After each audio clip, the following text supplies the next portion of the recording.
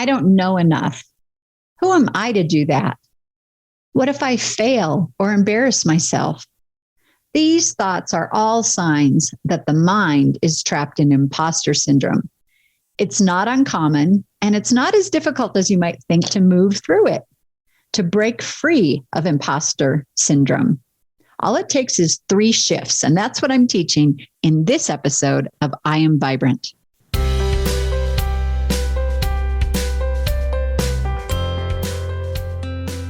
Imposter syndrome. It is paralyzing, self-defeating, and it's a mindset. It's not who you are. Hi there, I'm Leah Lund, and I want to welcome you to the I Am Vibrant podcast, the podcast for entrepreneurs and business leaders and creatives to recharge their energy and attune their energetic alignment with what it is that you desire.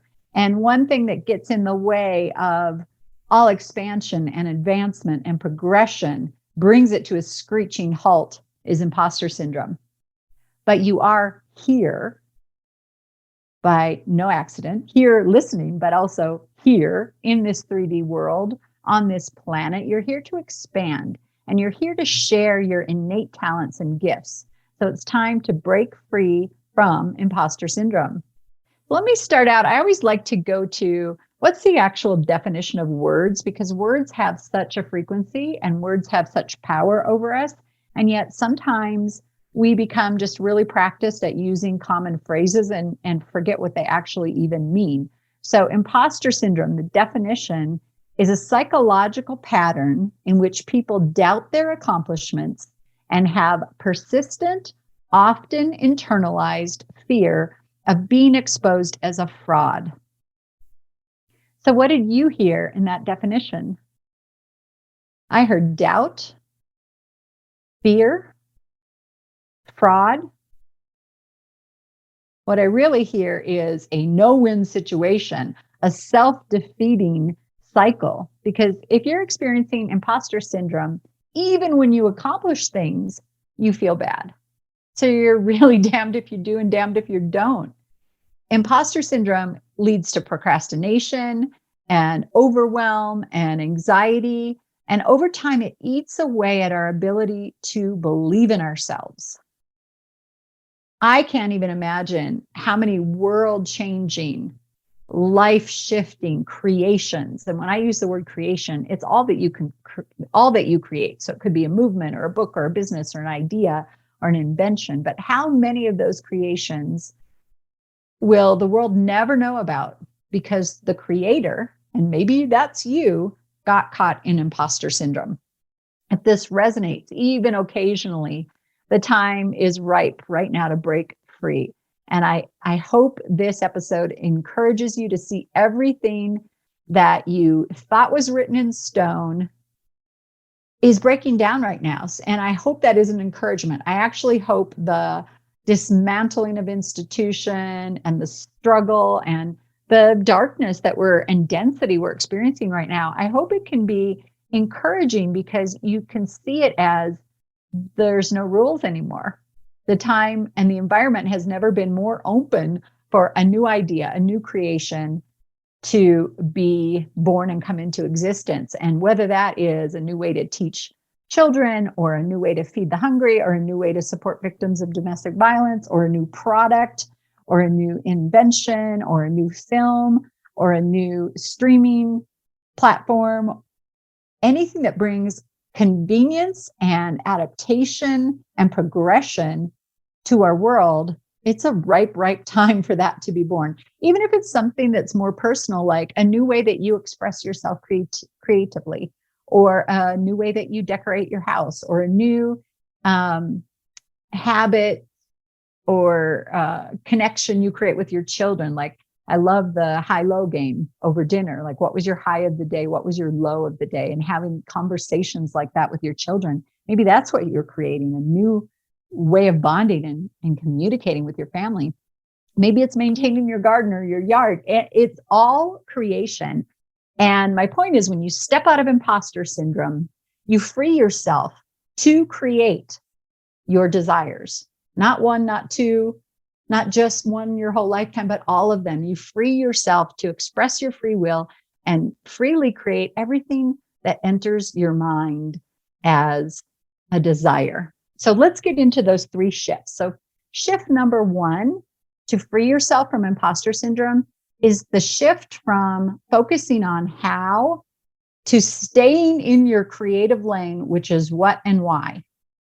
Forgetting about, oh, I have to know how, I don't know enough, all that kind of stuff. Because newsflash, until you have actually done something, until you've experienced it, you can never fully know how. And our role in the creation process isn't the how. Our role is the what, naming and expressing and visualizing and seeing and acknowledging every single desire that comes into your mind, and then connecting it with a why, because the why will pull you through the hard things. And the strongest why that you can have is how you will feel by creating through the process of bringing something into existence, like your book or your cosmetics line or your new fragrance or whatever it is. How you will feel bringing that into creation is the strongest why. So you have the what's, you have lots of them. You're going to start paying more attention to them now. You're going to connect them to your whys of how it's going to feel to be in that creative process. And the shift is then turn over the how, turn it over to the universe, to whatever you call the creative, the divine creative energy. You might call it the universe. You might call it the field. You might call it God. You might call it divine inner knowing. Whatever your word for is, turn the how over. That's shift number 1 to breaking free of imposter syndrome. Shift 2 has to do with your relationship with desire. So let's talk about desire. Sometimes our imprinting, many times, our imprinting is that desire is kind of a bad thing. It's self-indulgent. It's frivolous. But so get honest with yourself about what your relationship is with your own desires. How often do you allow yourself to even think about your desires? First of all, when I first stepped out of my corporate work and started working for myself and started my first business, followed then by my second and current business, One Whole Health, a dear friend of mine, Betsy, she gave me a journal. And my clients will laugh to hear that because I have them journal all the time. But I had this journal and I even had to ask her, what do I write? I don't know what to do with this. And she said, you write your dreams. And I thought, my dreams? I haven't thought about my dreams in well over a decade, probably more like 15 years at least. And dreams are our desires, right? So it was a big shift for me to sit down and start writing about things that I desired. When you notice that you have a desire, then, so first bring awareness to your desire, but when you notice that you have a desire, then what do? Do you go with it for a bit? Do you follow that lead? Or do you let yourself tell yourself that I don't have time, I shouldn't indulge myself this way? Or maybe your relationship with your desire is one where you automatically resist it or even push it away, hide it, bury it with self-doubt. You'll never be able to align with your goals or feel satisfied from your accomplishments if you don't learn to allow and even fan the flame of your desires, because your desires are never wrong. Every desire, even if you only feel it for a moment, was put there by your higher power. If a desire exists, it came from your higher power. Your higher power is desiring it with you. And if you have the desire, you are capable of creating it. Period. End of story. What it takes to create a desire is to attune to the energetic vibration of it, to take action toward it, and to be willing to receive it. Desire is the creative movement of the divine itself, expressing itself to you and through you. And when you allow the feeling of desire, when you attune to that creative flow, you not only heal your relationship with your desires, you heal your relationship with yourself, and you expand your trust of your higher power, of the divine, of your highest self. Because after all, if it weren't for desire, if the divine had not desired you to be, you wouldn't even be here in this 3D world right now. So that's the second shift, shifting into a strong, connected, positive relationship with your desires. Shift 3 is a shift from making things to truly creating things. When you're in making mode, it's very outcome based. And if you base your ability to put yourself out there, to step forward, to create things, to design things, to share things, if you base that on outcomes, especially like really specific expectation outcomes, if anything else happens, then the mind is going to view that as a failure.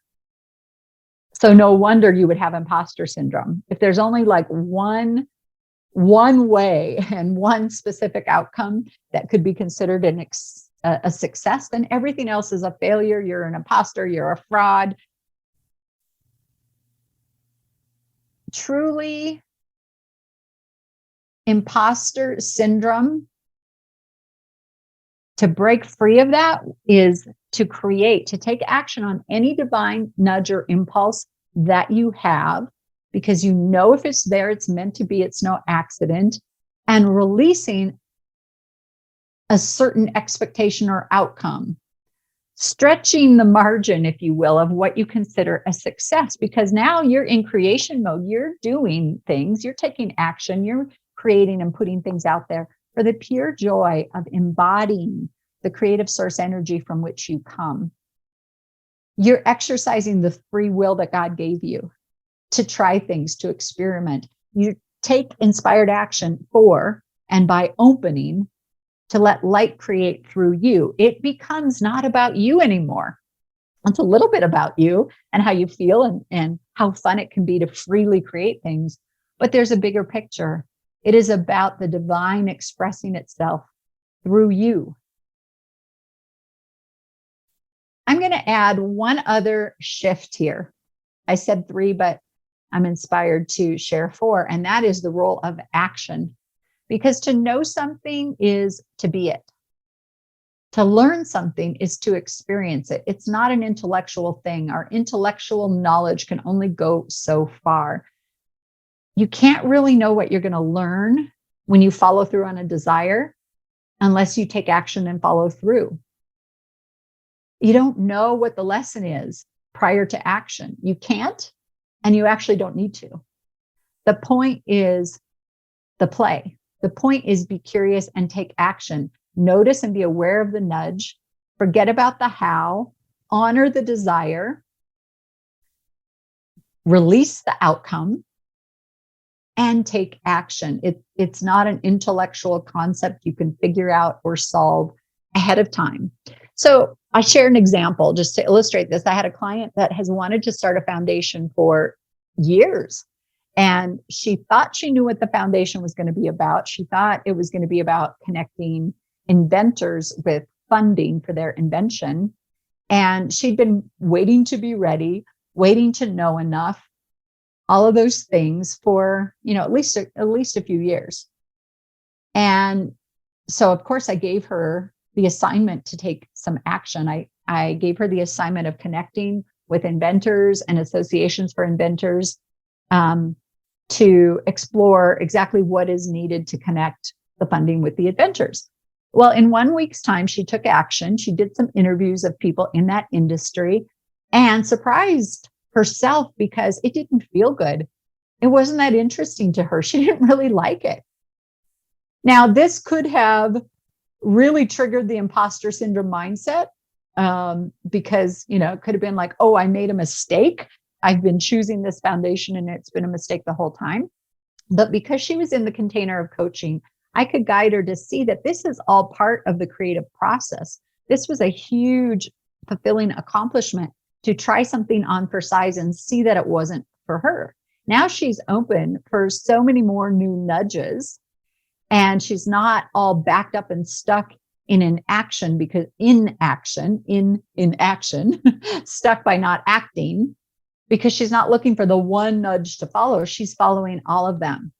She's broken free of her imposter syndrome. And that's what it means to break free of the imposter syndrome, is to freely and easily take action on all of your divine nudges, to explore them and to allow, however it's meant to turn out, allow the experience, because it's the experience that expands you. So the only way to move beyond imposter syndrome is to move through it. And this requires exercises to practice, taking action on building your belief in yourself, in divine and in yourself, because you are part of that divine every single day. So if an idea comes to your mind, know that you have the ability to do it, or that idea wouldn't have even come to you, and take some sort of action for the purposes of exploration, curiosity, experiencing and feeling what it's going to be like, with no need to know how it's going to turn out and no critique of how it turns out. When you go to do this, and I hope that's today, notice resistance, because resistance is such a teacher. The very people, places, events, situations that cause you to recoil and kind of contract and step back a little bit, that is a huge clue of where your imposter syndrome has control over you. So rather than giving into that, walk right into those uncomfortable situations. Many of you know I've been on a journey with a bump in my breast, which is nearing conclusion. Stay tuned. In the very beginning, it was such an opportunity. I recognized right away it was a symbol of resistance. The bump was a symbol of all my resistance. And through a divine nudge, the universe delivered to me an opportunity to face really the fear, right? Face the worst thing that could possibly happen, which I suppose when it comes to bumps and things is death. So I got to look that square in the face and realize I don't have fear over that, but I also don't believe that's what's going to happen. And find the lesson in the bump. And for me, the bump has been a symbol of resistance. It was my invitation to seek out all resistance and fear in my life, no matter what it was about, rational, not rational. Really, fear is not very often very rational, but to seek out all those things and release them. That's the power of following your divine nudges, and following it, especially when you feel uncomfortable. Keep in mind, you don't have to know exactly what to do. You're releasing the how. Start anywhere. There's no right or wrong. The key is taking action. Walk right into that uncomfortable situation. The mere experiencing of those uncomfortable situations and being with that emotion builds your confidence. And confidence is really the opposite of imposter syndrome, isn't it? You become courageous when, and competent and confident when you actually implement and take action a little bit every single day on your divine nudges. When you stretch and you grow the muscle to do that. And how you do that, you first of all get to lead the mind. Just know that every single one of us, human design is, first of all, that we have a brain that actually has a negative bias that will always try to keep us safe and try to keep us aware of danger and not acting into danger. And that's ancestral imprinting from when we lived in villages, and to be outcast from the village would mean our demise, because we wouldn't have shelter, we wouldn't have food, we wouldn't have companionship, we would be alone and likely die. But we're not in that anymore. So the mind influences the brain and what chemical messages it sends to the body. You get to lead the mind. You get to lead the mind out of what may have become a habit, which is shifting to that imposter syndrome and thinking in terms of doubt and self-defeating and who am I to do this and all those kinds of things. But you are more than just the mind. That's why I call it the mind, because it's not you. It's not who you are. It's a part of you, but you're so much more than that. So notice thoughts, say thank you to the mind. I'm okay. I'm safe, and redirect your focus. Another thing you can do to build confidence is celebrate every action as an accomplishment, no matter how it turned out. Look for evidence of all the things you've done, not for what you haven't done or what hasn't turned out like you expected. Celebrate the sheer act of action, of taking any kind of inspired action. Lastly, be in the present moment. To build confidence and to take action, direct your mind to the present moment. What do I desire to create right now? And look forward for how it will feel. No dwelling on the past. Confidence rarely comes from the past. The exception would be if you look back for examples of when you've acted without knowing before, just to see that you can do it. But that's really the end of the value of dwelling on past events. If you're still questioning your abilities and if you can do what you truly desire to do, just think about the fact that you were birthed. You were born into this 3D world, and you were born courageous. You came out of your mother without any guidance. You didn't know how to be a baby. Nobody had to teach you how to be a baby. You had guidance that goes so far beyond the mind. You had the divine guidance, the instinct, or you wouldn't have even been there. Breaking free of imposter syndrome is really connecting with that internal guidance system. It's reconnecting with who you really are, all that you really are, attuning with all that you really are. So I'll leave you with imposter syndrome whenever, and I've experienced it too. And here's the thing, everyone does. And certainly I've coached hundreds of entrepreneurs and business leaders and coaches starting out that face imposter syndrome. But I've also witnessed many, many other times that very well-established, successful people hit a new level. And when they go to that new level of visibility, maybe it's a TEDx talk or something like that, imposter syndrome comes all over again.